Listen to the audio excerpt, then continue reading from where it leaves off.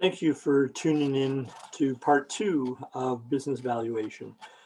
In this segment, we will focus on enhancing the value of your business. In part one, we spoke on all the different things that impacted value. In this episode, what we want to do is talk on how to enhance the value and what are the key drivers of value enhancement. So as discussed in part one, business value, if it's valued on an income basis, it's based on income times a multiple. And in that case, the math is fairly straightforward. There's two ways to increase value. One is to increase your income, and the second one is to increase your multiple. Now, increasing your income involves a number of different things, including increasing revenue, decreasing expenses, all those things. And this seminar isn't primarily about doubling or tripling the size of your business, although that would be certainly an interesting seminar, but that's much more sales focused and how to ramp up sales.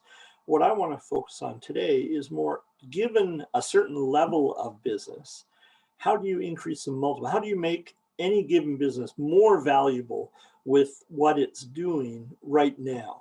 And so we want to focus more on the multiple. Again, as discussed in the last, in part one, there's a number of qualitative factors that influence the multiple that a business will get. And there's a whole list of a dozen or so here. We're not going to go through all of them, but what we do want to focus on are the relationship with your customers, relationship with your employees, and how the business is managed, and more specifically, how you manage the business. So on that basis, customers is probably the single most important driver of business value. So how loyal are your customers? One of the key questions we get every time we're talking to a potential buyer of a business, they want to know, are there contracts in place? Or how do I know the customers will stay if I buy this business? So it's important to know that your customers are loyal to your business. They're repeat customers. Contracts, maybe yes, maybe no. I mean, certainly contracts help, but a lot of contracts can be canceled, with 30 days notice.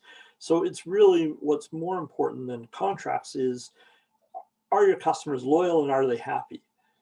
What is the sales process? So how do you get new customers, and how easy is that to be done by a new person? Can I walk into your business, learn your sales process, and go out the next day, and maybe I'm not an expert, but I can at least understand how the system works? Do you have repeat sales? If you think of the businesses out there that have repeat sales from loyal customers, those are the ones that are much more valuable.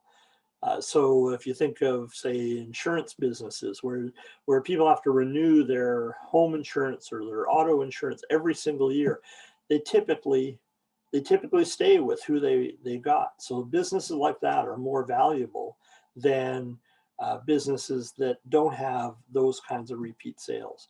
And even if it's not, say, an annual renewal of an insurance contract, but it's things like coffee, like a coffee shop with loyal customers, or some of the coffee chain franchises out there where people go every single day to Tim Hortons to buy coffee. There's no contracts in place. People don't go there because they're contractually obligated to buy coffee, but they just go there because it's a habit.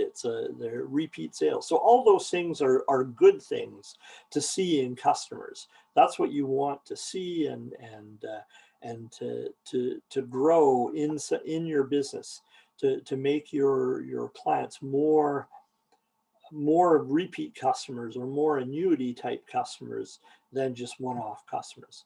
On the negative side, what if your customers are too concentrated? So if you have one customer that accounts for more than a quarter or a third of your revenue, you want to take a good hard look at that and try and figure out, how do you diversify away from that customer? How can you add either more customers? Certainly you probably like the size of that customer, but how do you get more customers of a similar size or smaller in order to sort of diversify away so that one customer isn't as big of a deal going forward? The flip side of customers are employees. And so similar questions. Are they loyal? Are they going to stay? So businesses that the owner figures all his employees are going to quit as soon as he quits, that's going to be a tougher sale because a buyer has to come in and not only replace you as the owner, he might have to replace 2 or 3 employees. So that's a tougher question.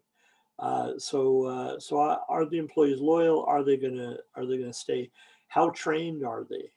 Um, a number of years ago, we were involved in sale of some businesses, and the key element was the how trained those employees are. They basically bought the business in order to have access to the 25 or 30 employees that that business had. Because they knew they were trained and they'd be hard to hire one by one. And of course, you want to make sure the employees are capable if they're in that business.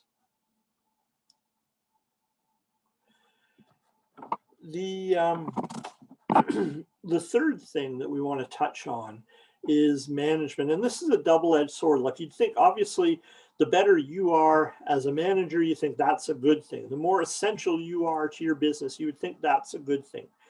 The irony is, the more essential you are to your business, the more the business revolves around you, the harder it will be to sell that business and the less valuable that business is. So from your point of view, the single key element to maximize both the value of your business and the ability to sell your business is for you to step back and work less in your business and more on your business. So what you want to start looking at is, how can you start delegating some of the tasks that you do? How can you start training your people to do what they need to do? And finally, how can you implement systems so that things get done when they need to get done? They get done by the right person at the right time with the right level of quality. How can those things be done? What I want to do is give a segue into part 3, which is essentially gets into some of the systems and processes that you need, and at a higher level, some of the strategic planning that you need to think through in order to run or in order to maximize the value of your business. Before we get there, what I'd like to do is just to summarize the types of things that we do. The quality of management. What you need as the manager in order to maximize the value is to be strong and consistent as a management team, have a good solid business strategy, and have strong systems and processes so that the business isn't overly dependent on you. And so the business strategy and the systems and processes is what we will talk about in part 3. And like I said, before we get there, I just want to give a quick recap of what we do. We assist people in business values. So if you're looking to determine the value of your business, we help you with that. We help people buy businesses. We help people sell businesses. If you're looking to do a sale within a family or within a management team, we assist in that. We also assist in business planning, strategic planning, and business financing. So thank you for listening to this webinar. If you have any questions, feel free to email me or go on our website and feel free to browse the other videos or the blogs that we have there.